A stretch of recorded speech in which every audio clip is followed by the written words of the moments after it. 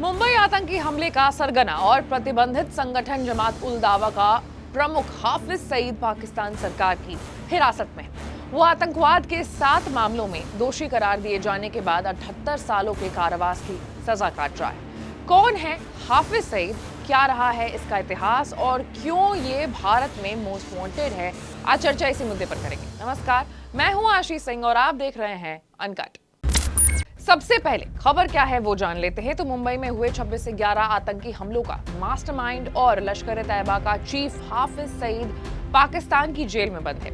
UN की प्रतिबंध लगाने वाली कमेटी ने इसकी जानकारी दी है। बताया है कि हाफिज टेरर फाइनेंसिंग के आरोप में पाकिस्तान की जेल में 78 साल की सजा काट रहा है और 12 फरवरी 2020 से ही जेल में है। हाफिज सईद को मुंबई अटैक के बाद यूएन सिक्योरिटी काउंसिल ने 1267 अल कायदा प्रतिबंध कमेटी ने वैश्विक आतंकी घोषित किया था। यूएन सिक्योरिटी काउंसिल की इस कमेटी ने पिछले महीने आतंकी संगठन अल कायदा से जुड़े रिकॉर्ड्स में कुछ बदलाव किए हैं। इसमें आतंकी संगठनों से के जो सदस्य हैं उनकी संपत्ति, इन पर लगे बैन और हथियारों के जखीरे से जुड़े जानकारी अपडेट की गई है। अपडेट के बाद यूएन ने बताया है कि आतंकी हाफिज सईद टेरर फंडिंग के 7 मामलों में दोषी साबित हो चुका है और इस वजह से इस वक्त जेल में बंद है। अब बात करते हैं कि हाफिज सईद है कौन। तो हाफिज सईद भारत का मोस्ट वांटेड आतंकी है। वो अमेरिका के आतंकी लिस्ट में भी शामिल है। मुंबई आतंकी हमले के आरोप में अमेरिका ने उस पर $10 मिलियन का इनाम घोषित कर रखा है। सईद लश्कर-ए-तैयबा का प्रमुख है, जिसके आतंकियों ने 2008 में मुंबई में आतंक मचाई थी।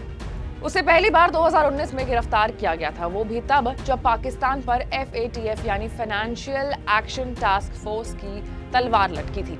मीडिया रिपोर्ट्स के मुताबिक पाकिस्तान के विदेश मंत्रालय को भारत सरकार ने हाफिज सईद के प्रत्यर्पण के लिए कानूनी प्रक्रिया शुरू करने का आग्रह भी किया है। गौरतलब है कि हाफिज सईद भारत की मोस्ट वांटेड आतंकियों की लिस्ट में शामिल है। इतना ही नहीं, वो 26 से 11 के मुंबई हमलों का मास्टरमाइंड भी है। साथ ही साथ हाफिज सईद पुलवामा अटैक का भी मास्टरमाइंड है। यही कारण है कि भारत अब हाफिज सईद को भारत लाने की तैयारी में है। सूत्रों की माने तो दस्तावेजों में हाफिज सईद को कश्मीर में आतंकवादी हमलों और आतंकवादी समूहों की फंडिंग सहित कई मामलों में NIA द्वारा आरोप के रूप में नामित किया है। इससे पहले भारतीय विदेश मंत्रालय ने बीते महीने पाकिस्तान से हाफिज सईद के प्रत्यर्पण का अनुरोध किया था। इस पर विशेषज्ञों का कहना है कि भारत और पाकिस्तान के बीच इस प्रकार के प्रत्यर्पण के लिए कोई औपचारिक संधि नहीं है। बावजूद इसके दोनों देश चाहे तो मानवता के खिलाफ होने वाली आतंकवादी घटनाओं को रोकने के लिए इस तरीके के इस प्रकार के जो आतंकवादियों पर प्रत्यर्पण के जरिए अंकुश लगाने की कोशिश वो कर सकते हैं। हालांकि इस पर पाकिस्तान ने प्रतिक्रिया देते हुए कहा कि उसे प्रतिबंधित जमात उल दावा यानी JDU के प्रमुख हाफिज मोहम्मद सईद के प्रत्यर्पण के लिए भारत से अनुरोध मिला है, लेकिन वो इस पर कोई कार्रवाई नहीं कर सकता है क्योंकि दोनों देशों के बीच इस संबंध में कोई समझौता नहीं हुआ है।